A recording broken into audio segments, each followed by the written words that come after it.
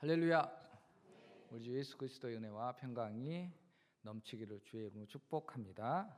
우리 서로 인사하시겠습니다. 축복합니다. 감사합니다. 사랑합니다. 오늘 설교 제목 한번 읽어볼까요? 시작. 다윗 언약. 다윗의 언약입니다. 다윗이 하나님께 받은 언약을 의미합니다. 결혼하게 될 때 남자분들이 되게 어떻게 하죠? 이런저런 약속을 하지요. 하기도 합니다. 연애할 때는 뭐 별도 달도 다 따줄 것 같이 말합니다. 이렇게 그렇게 유혹한 다음에 유혹이죠. 이렇게 한 다음에 결혼하고 나면 쌩까입니까? 저 결혼 전에 뭐 그런 얘기 많이 하죠. 잘 때 설거지 내가 다 할 테니까 물 안 묻히게 해주겠다. 또 결혼 기념일 때마다 내가 웃으셨어요. 아마 그렇게 하셨나 봐. 결혼 기념일 때마다 내가 이런저런 선물을 하겠다라고 약속합니다. 근데 막상 결혼을 하고 나서 그 약속을 지켜요, 안 지켜요? 이렇게 단호하게 말씀하시면 되게 지키지 않는 모습을 많이 보게 되죠. 그래서 지키기가 쉽지 않은 모습을 보게 됩니다. 지키신 분도 있겠죠. 결혼 생활의 현실에 맞닥뜨리면 약속대로 하지 못한 경우가 많이 생깁니다. 저는 어떨까요?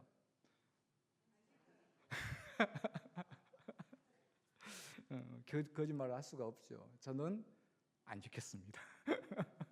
단호하게 안 지켰습니다. 그래서 이제 가끔 이제 그렇죠. 이제 아내가 되신 분께서 다그치죠. 왜 안 지키냐? 인정하죠. 안 지키는 것은. 그럼 제가 그리고 나서 무엇이라고 말한 줄 아세요? 그건 안 지킨 거고 이제 그런 약속을 이제 옛날 거니까 이제 새롭게 약속을 이렇게 세워야 된다. 약속을 갱신해야 된다라는 얘기를 했던 기억이 납니다. 약속 갱신 이게 좀 필요하다는 것이죠. 성경에도 그런데 그런 약속 갱신이 나타나요. 오늘 이야기가 그 얘기입니다. 성경에는 하나님의 약속의 말씀이 참 많이 나와 있어요. 그리고 하나님께서 그 말씀을 성취하는 과정들이 참 이렇게 성경을 통해서 보여지게 됩니다. 제가 앞에서 말씀드린 그 결혼 약속에 대한 갱신은 내가 못 지켜서, 남편이 못 지켜서 갱신을 하는 거잖아요. 그런데 성경에서 나오는 약속 갱신은 다릅니다. 하나님은 약속을 지키세요, 지키지 않으세요? 지키세요. 그 지키고 나서 더 업그레이드 형태로 하나님께서 약속을 다시 갱신을 해주세요. 그 약속 중에 하나가 바로 오늘 우리가 읽은 다윗 언약이라는 약속이에요. 하나님이 다윗에게 하신 약속이 나오는 것이죠.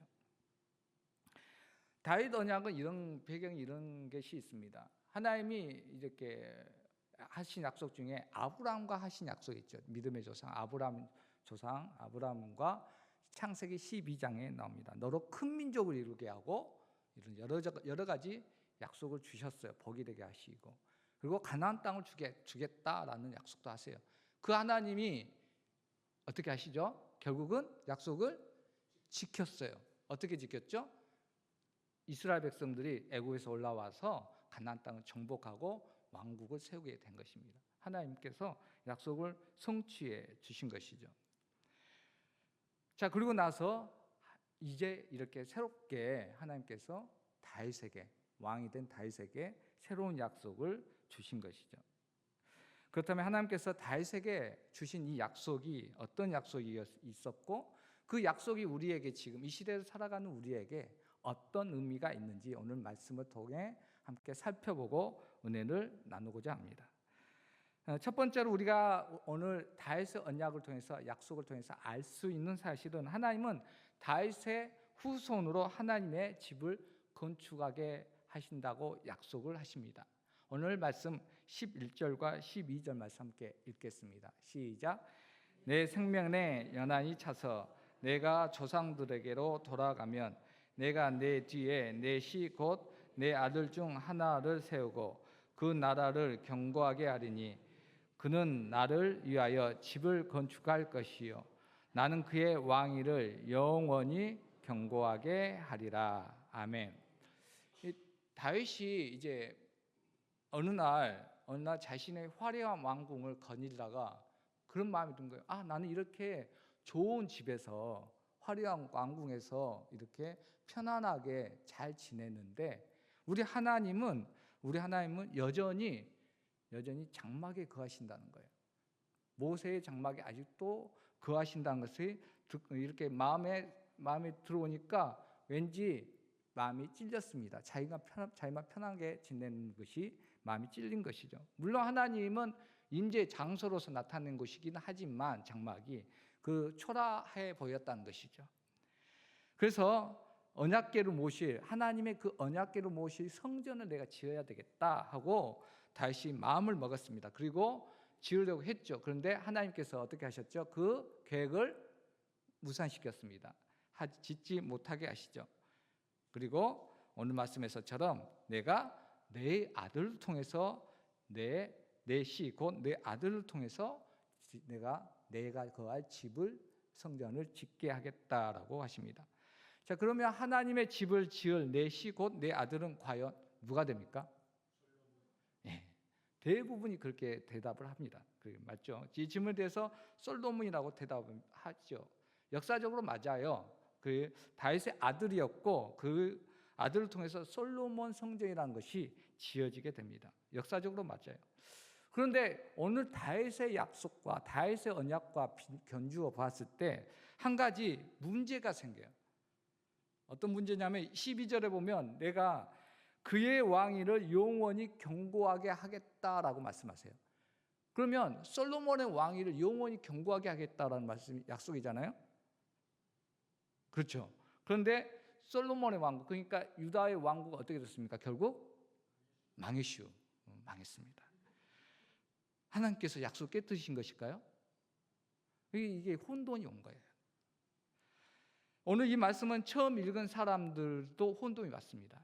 처음 읽었던 대상들이 이런 상태에 빠져 있었던 거예요. 처음 읽은 사람들은 바벨론의 포로에 있다가 돌아온 이스라엘 백성들, 유대인들이었습니다. 그들은 다윗의 왕조로 말미암아서 하나님의 택하신 백성이라는 정체성이 있었는데 지금 이제 포수 상태에서 그러니까 이렇게 노예 상태에서 있다가 돌아오게 된 거예요.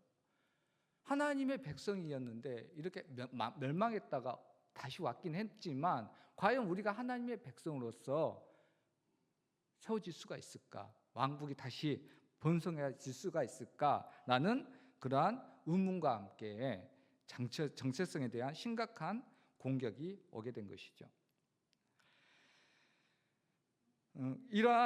이러한 상황에서 그들에게 오늘 역대기를 쓴 기자는 하나님이 약속하신 이 다윗 언약의 부분을 대해서 다시 언급을 해야 되는 거예요. 그래서 솔로몬으로서 뭔가 부족했다는 것을 알 수가 있던 것이죠. 그래서 이것을 재해석해 줄 필요성을 느낀 것입니다. 그래서 이제 집필을 한 것이고 하나님의 성전을 세우게 된 행하신 하나님의 씨앗 즉 다윗의 아들은 솔로몬만을 의미하지는 않는다라는 이런 해석을 내놓게 됩니다. 즉 영적인 후손을 의미한다는 것이요. 시가 혈통이 아니라 영적인 의미를 부여하게 됩니다. 우리가 흔히 말해서 아브라함의 씨라는 표현을 하지 않습니까? 우리가 아브라함의 혈통을 잊지는 않았지만 아브라함 같이 믿음의 혈통을 이어받게 됐다라는 의미가 되는 것이죠. 그러한 씨라는 것이 그러한 의미로 해석을 합니다. 그래서 포로에서 돌아온 유대인들에게 단순히 다윗의 다음 세대에 속하는 솔로몬이 아니라 다윗의 후손 중에 누군가가 우리가 하나님이 거하실 성전을 또 세울 것이다라고 해석을 하게 됩니다. 그리고 실제로 이스라엘 유대인들이 바벨론 포로에서 돌아와서 하나님이 성전을 짓게 됩니다. 그 성전을 짓게 돼요. 돌아온 후손 중에서, 그 후손 중에서 유대인 중에서 왕족, 그러니까 다윗의 후손이 있습니다. 그 사람이 누구일까요? 우리 알아둬야 됩니다. 좀 이제 우리가 성경을 많이 읽었으니까 맞아요. 수룹바벨. 누구시죠? 역시 우리 김채기 장로님. 수룹바벨이에요. 수룹바벨이 왕족인데 그를 중심으로 해서 이렇게 포수 상태에서 돌아와서 수룹바벨 성전을 세우게 돼요. 예루살렘 성전 무너졌잖아요. 2차 성전이 바로 수룹바벨 성전이 됩니다. 그게 BC 516년에 완공을 하게 돼요. 그가 538년에 돌아와서 20여 년 만에 이 성전을 건축하게 되죠. 역대기의 말씀을 처음 읽은 유대인들은 자신들의 정체성을 세워줄 것으로 하나님의 백성이라는 것을 나타내는 가장 중요한 것이 무엇으로 찾았냐면 바로 성전이었어요. 무너진 성전을 다시 세우는 것. 그것을 가장 중요하게 여겼던 것이죠. 그리고 그들은 실제로 수룹바벨이라는 성전을 세웠고 그 성전에서 예배를 회복시킵니다. 이제 뒤에 나오면 에스라, 느헤미야의 그런 내용이 나와요. 그래서 회복시킴으로써 하나님의 백성이라는 정체성을 이어가게 되는 것이죠. 자, 그렇다면 또 하나 문제하겠습니다. 그러면 BC 516년에 세워진 이 수룹바벨 성전이 지금도 잘 유지가 되었을까요? 예, 무너졌죠. 이것도 무너졌죠. 언제 무너졌습니까? 서기 예수님이 온 뒤에 70년 뒤에 로마의 티투스 장군이라는 사람에 의해서 완전히 무너지고 무엇만 남았냐면 이 그림에 봐보면 통곡의 벽이라는 것만 남았어요. 저기 전면에 보이는 이 통곡의 벽만 남았습니다. 이 나와 있던 같이 뿌리를 잃은 유대인들이 그나마 남은 성전 이 벽 한 면밖에 없는 거예요. 서쪽 축대에 밖에 있는 이 통곡의 벽에 모여서 나라 잃은 소름을 저기서 이제 눈물로 기도한 공간이 바로 저 공간입니다. 물론 저 공간도 통곡의 벽도 엄격히 말하면 수룹바벨 성전은 아니에요. 수룹바벨 성전이 증축이 돼요. 우리가 잘 알다시피 그것이 바로 헤롯 성전이에요. 우리 예수님이 있었을 때 한창 진행됐던 그 성전이 바로 이 통곡의 벽을 포함한 헤롯 성전이었습니다. 아무튼 이 수룹바벨 성전도 완전히 무너지게 되죠. 그래서 유대인들은 지금 또 다시 재해석을 해야 되잖아요. 수룹바벨 성전이 또 무너졌으니까 자신들의 성전을 다시 세워줄 다윗의 시, 즉 메시아를 지금도 기다리고 있는 거예요. 기다리고 있어요. 그러니까 저 성전을 다시 세워줄 사람. 그런데 우리는 잘 알다시피 하나님께서 이미 다윗의 시에서 누구를 보내주셨죠? 메시아를 보내주셨습니다. 그분이 바로 우리가 믿는 예수 그리스도입니다. 예수님은 하나님의 약속대로 그리고 성전을 세우셨어요. 어디다 세우셨을까요? 어디다 세우셨을까? 예루살렘에 세우셨을까요? 우리 한국 땅에 세우셨을까요?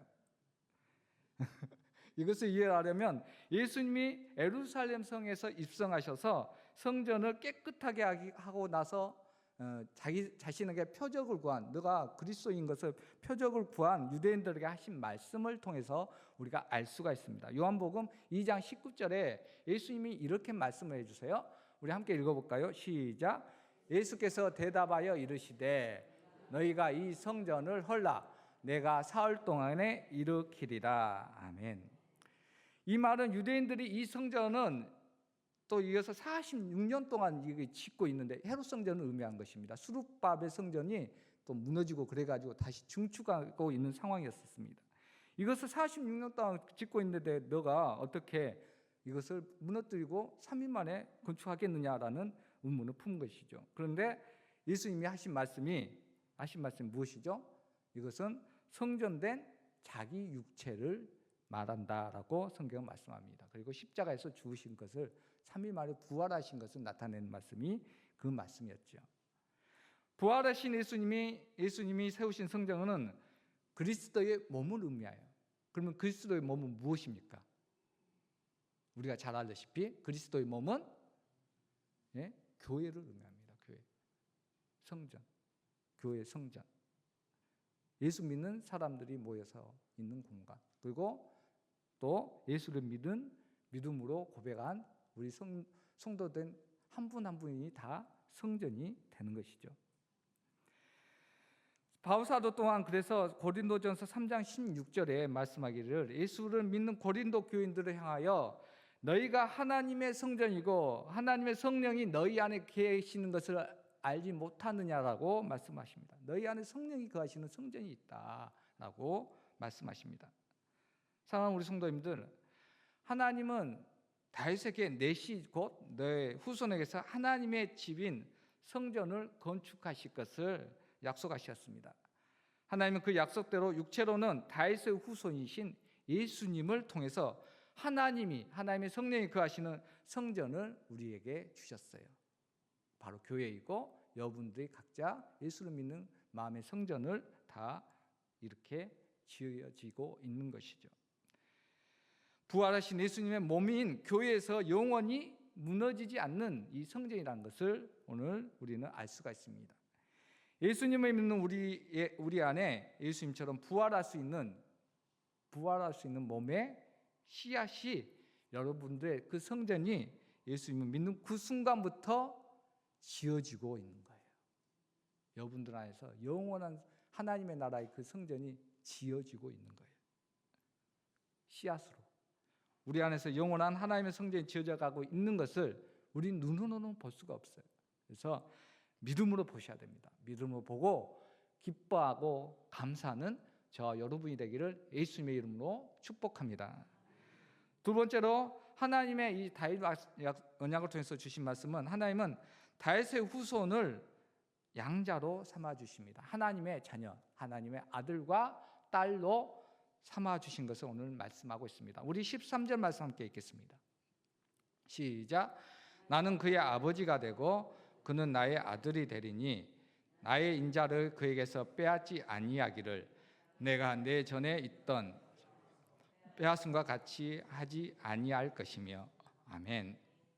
그래서 말씀에 따르면 그의 아버지가 되고 해서 그의 아버지는 그 솔로몬을 의미했었겠죠. 그 당시에는. 그런데 그의 아들 다윗의 후손을 의미하죠. 그런데 오늘 말씀해 보니까 그 다윗의 후손을 어떻게 하신다고 하냐면 그의 아버지가 된다고 했어요. 다윗의 후손을 내가 아버지가 돼주겠다라는 것입니다. 그것은 무슨 의미죠? 다윗의 후손을 내가 양자 삼겠다라는 거예요. 하나님의 자녀로 입양하겠다라는 의미입니다. 이런 놀라운 하나님의 약속을 과연 다윗의 후손이었던 진정한 다윗의 혈통이었던 유대인들은 알고 누렸을까요?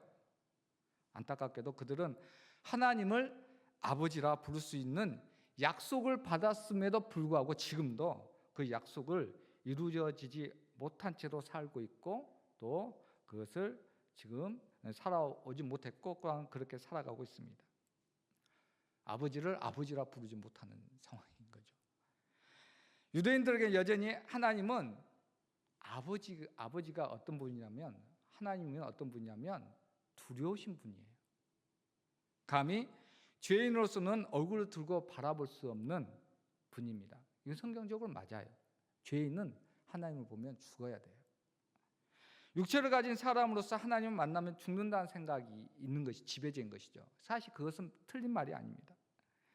그런 하나님을 아버지라고 부르는 것은 상상도 할 수 없는 일이죠. 잘못하면 이것은 돌에 맞을 일이었습니다. 실제적으로 구약성경에서 오늘 말씀과 같이 하나님을 아버지라고 부르는 표현들이 나오기는 해요. 극히 일부분입니다. 이사야 선지서에도 극히 나오고는 있습니다. 그러나 일부분에 속해요. 실제로 요한복음 10장에 보면 예수님이 이런 말씀을 하세요. 아버지와 나는 하나이니라 라고 해요. 그래서 이 말씀을 하시자 유대인들은 돌로 치려갑니다. 왜 그렇겠습니까? 감히 사람이면서 자기를 하나님의 아들, 하나님으로 여긴다는 것이죠. 신선모독이라는 것이죠. 돌로 칠만 하다는 것이죠. 그래서 화를 낸 것입니다. 그런데 하나님을 아버지라 부를 수 없었던 그 시대에 하나님을 아버지라 부르는 혁명이 일어납니다. 바로 누구죠? 그렇게 하신 분이 예수님이신 것이죠. 그 주인공이 바로 예수님입니다. 예수님 입장에서는 하나님의 자신은 하나님 아들이니까 너무나 당연하고 하나님을 아버지라고 부를 수가 있었습니다. 그런데 인간의 눈으로 봤을 때요, 인간의 눈으로 봤을 때 예수님은 한낱 그냥 목수였고 초라한 사람의 모습의 형상을 가진 사람이었습니다. 하나님으로 보이지 않는 것이죠. 예수님은 부활하심으로써 하나님의 성전을 지으셨을 뿐만 아니라 실제 하나님의 아들로서 하나님을 아버지라고 부르셨습니다. 그래서 요한복음 17장에 봐보면 하나님께 기도하는 대제사장적 기도가 나오는데 주구장창 여기에서 나오는 표현 중에 하나가 하나님을 어떻게 부릅니까? 아버지라고 불러요. 끊임없이 아버지라고 불러요. 어떤 교수님이 그 얘기를 하더라고요. 우리 예수님은 파파보이였다고, 아버지만 부른다. 예수님은 하나님의 아들로서의 자신을 믿는 자들을 하나님의 또한 아들로서 양자를 삼게 해주시는 은혜를 베풀어 주시게 되죠. 이 내용은 우리가 성경 내에서 자명한 부분이에요. 우리가 예수를 믿으면 하나님의 자녀가 된다는 것은 성경에 그대로 나와 있어요. 증거가 되는 표현들이 나옵니다. 먼저 예수님은 겟세마네 동산에서 하나님께 기도할 때 이렇게 기도합니다. 우리 마가복음 14장 36절 말씀 함께 읽겠습니다. 시작. 이르시되 아빠 아버지여, 아버지께서는 모든 것이 가능하오니 이 잔을 내게서 옮기시옵소서. 그러나 나의 원대로 마시옵고 아버지의 원대로 하옵소서 하시고. 아멘. 말씀에서 보면 하나님을 아빠라고 불러요. 그리고 예수님을 믿는 그리스도인들을 또 바울사도는 로마서 8장 14절과 15절에 이렇게 표현합니다. 함께 읽겠습니다. 시작. 무릇 하나님의 영으로 인도함을 받는 사람은 곧 하나님의 아들이라. 너희는 다시 무서워하는 종의 영을 받지 아니하고 왕자의 영을 받았으므로 우리가 아빠 아버지라고 부르짖느니라. 아멘. 말씀에서 보여진 것 같이 예수님도 하나님을 아빠라 했고 예수 믿는 우리도 성령을 받아서 어떻게 하나님을 아빠라고 부르고 있어요. 성도님들 이게 뭐 자명한 거냐? 자명하게 제가 증거해 볼게요. 이게 아빠라고 우리 이제 개역 개정으로 바꿨는데 이 이전의 성경에는 뭐라고 불렀을까요? 그렇죠. 아바 아버지라고 했어요. 우리 역시 열심히 성경 읽으신 티가 납니다. 그러면 이 아바라는 표현은 어떤 표현일까요? 아바라는 표현은 아빠인데 우리나라 말이 아니라 어느 나라 말일까요? 예수님이 쓰셨던 표현이라는 것이죠. 예수님 당시에 아람어를 썼어요. 아람어예요. 아바가 아람을 뜻합니다.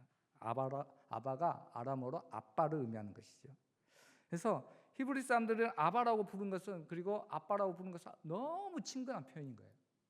아바라고 부른 것은. 그런데 오늘 봐보니까 예수님이 아바라고 하나님께 불렀을 때 성령을 받은 사람들은 하나님을 아바 아버지라고 부르는 거예요. 제가 여기에서 넘어지는 거예요. 제가 상당히 T형이잖아요. 아주 이성적인 사람입니다. 큰 T예요. 큰 T. MBTI 봐보면 아주 이성적인 사람입니다. 그래서 이렇게 하나님의 은혜를 받고 한 가지 놀라운 사실을 받았는데, 제가 하나님 은혜를 받고 한 말이 있었어요. 첫 번째 한 말이 있었어요. 무엇인지 아시면 오늘 설교가 끝납니다. 네? 맞아요. 아바 아버지라고 불렀어요.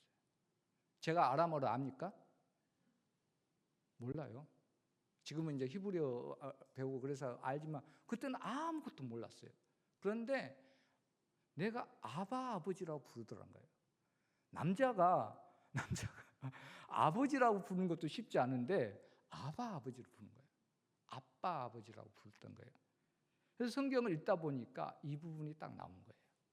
예수님이 아바라고 불렀고 성령을 잊힌 사람들도 아바라고 불렀다는 거예요. 아버지를. 사랑하는 우리 성도님들, 하나님께는 다윗 언약을 통해서 예수 믿는 우리를 하나님의 자녀로 양자로 삼아 주셨음을 믿으시기 바랍니다. 그래서 우리는 이제 하나님을 아버지라 부를 수 있는 놀라운 신분의 변화를 갖게 된 것이죠. 그것도 어렵고 엄한 하나님이 아니라, 무서운 하나님이 아니라 너무 친근해서 아빠라고 부를 수 있게 우리 안에서 성령님으로 역사하심을 믿으시기 바랍니다. 하나님의 자녀된 놀라운 신분의 변화에 감사하고 하나님을 더욱 친근하게 아빠하고 부르며 살아가시는 저와 여러분이 되기를 예수님의 이름으로 축복합니다. 마지막 세 번째로, 하나님은 다윗의 후손으로 하나님의 나라를 세워주시고 영원히 왕위를 세워주십니다. 우리 14절 말씀 함께 읽겠습니다. 시작. 내가 영원히 그를 내 집과 내 나라에 그의 왕위가 영원히 경고하리라 하셨다 하라. 아멘.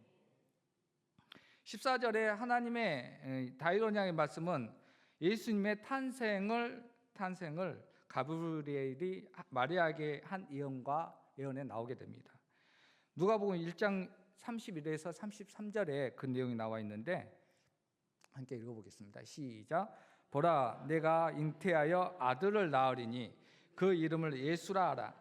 그가 큰 자가 되고 지극히 높으신 이의 아들이라 일컬어질 것이요 주 하나님께서 그 조상 다윗의 왕위를 그에게 주시리니 영원히 야곱의 집을 왕으로 다스리실 것이며 그 나라가 무궁하리라. 아멘. 하나님의 그 다윗 언약을 통해서 주신 말씀이 이 가브리엘을 통해서 마리아에게 주신 이 말씀을 통해서 예수님께 온전히 이루어졌다는 것을 성경은 증거합니다. 가브리엘이 전해준 예언의 말씀대로 우리 예수님은 다윗의 왕위를 이어받아서 영원한 하나님의 나라의 왕이 되셨습니다. 이미 되셨어요. 그러면 하나님의 나라는 언제 어떻게 볼 수가 있을까요? 어떻게 볼 수가 있을까요? 이 질문은 성경에도 나와 있어요. 누가복음 17장에 보면 바리새인들이 하나님의 예수님께 묻기를 하나님의 나라가 언제 임하느냐라고 묻자 예수님은 말씀해 주시기를 하나님의 나라는 너희 안에 있느니라라고, 눈에 볼 수 있게 나타난 것이 아니라 너희 안에 있느니라라고 말씀하십니다. 예수님의 말씀대로 우리 안에 하나님의 나라를 임하게 할 수 있습니다. 어떻게 임하나요? 하나님의 나라는 하나님이 다스리시고 예수님이 왕이 되는 것을 의미합니다. 그래서 우리 안에 하나님의 나라가 되었다라는 것은 하나님이 우리 안에 계셔서 왕이 되셔서 나를 다스리고 통치하신다는 의미예요. 그게 하나님의 나라가 내게 임했다는 것입니다. 이것을 아주 잘 표현해 준 그림이 있습니다. 성도님들 들어봤을 텐데 사영리라는 전도지에 봐보면 예수님을 영접한 사람의 모습이 표현이 그림이 나옵니다. 왼쪽은 내가 주인 된 사람이죠. 예수님은 밖에 있고 마음의 중심에 동그라미 안에 그 의자에 왕자에 나가 있습니다. 내가 다스리려고 하죠. 그러니까 뭐 일이 큰 것도 있고 작은 것도 있고 정신없습니다. 일이 뜻대로 풀리지 않아요. 혼돈스럽습니다. 그런데 예수 그리스도가 나의 주인인 사람은 이렇게 바뀌어요. 이제 나를 영접하고 마음의 중심에 나의 왕으로 모신 거예요. 그랬을 때에 하나님이 이제 나의 왕이 되셔서, 예수님이 나의 왕이 되셔서 나의 모든 일들을 다스려 주시는 거예요. 통치해 주시는 거예요. 그래서 뭐 관계이든지 재물이든지 모든 세상 일들을 다 이렇게 하나님이 다스려 주시기 때문에 일이 어떻겠습니까? 들쑥날쑥한 게 아니라 하나님 뜻대로 질서정연하게 이렇게 통치되는 것을 보게 됩니다. 왼쪽을 택하시겠습니까? 오른쪽을 택하시겠습니까? 이제 전도지에서 그렇게 해요. 이렇게 전도를 합니다. 그래서 이렇게 예수를 주인으로 섬기기를 원한다 이렇게 했을 때 이제 영접 기도를 하게 되죠. 저 여러분은 이렇게 오른쪽 그림 같이 예수님을 나의 왕으로 마음에 모시고 예수님이 왕이 되어 다스리시는 삶을 살아가는 하나님의 백성이 된 줄로 믿습니다. 그러므로 우리 왕 대신 우리 예수님의 그 다스리심에 순종하며 살아가시는 저와 여러분의 삶이 되기를 예수님의 이름으로 축복합니다. 사랑하는 성도 여러분, 하나님께서는 다윗에게 하신 약속을 다윗의 후손인 우리 주 예수 그리스도를 통해서 온전히 지켜주셨습니다. 하나님은 예수님을 통해서 우리 안에 하나님의 나라, 하나님의 성전, 교회를 세워주신 것이죠. 그리고 예수 믿는 우리를 하나님의 자녀가 되게 하셨을 뿐만 아니라 우리 안에 하나님의 나라가 왕 대신 예수님의 다스리심으로 이루어지게 하셨습니다. 예수님을 통해서 이루어진 다윗 언약은 지금 우리에게 지켜져서 예수님을 믿음으로 우리가 하나님의 자녀가 되고 또 하나님의 백성이 된 것에 감사하며 왕 대신 예수님의 다스리심에 순종함으로 영원히 하나님의 나라가 이루어지는 삶을 사시기를 예수님의 이름으로 축복합니다.